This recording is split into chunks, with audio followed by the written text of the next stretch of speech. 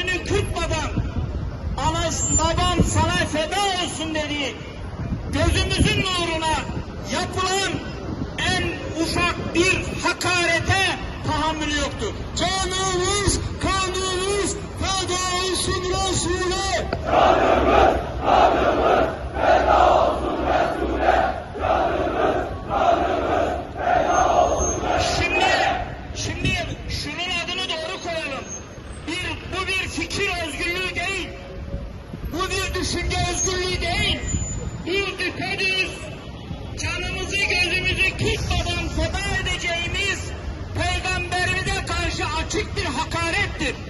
Evet, bu toplumun kahir ekseriyetinin inancımızla, İslam'la yoğrulmuş bu topraklarda asla böyle bir problem yoktur. Yalnız 100 yıldır içimizde devşirilmiş azınlık bir grup ilk fırsatta, her fırsatta değerlerimize saldırıyor. Şimdi buradan şu çağrıyı tekrar yineleyelim. Dünden beri diken üstündeyiz. Dünden beri sokaklarda, meydanlarda Müslümanların izzetini, onurunu muhafaza etmeye çalışıyoruz.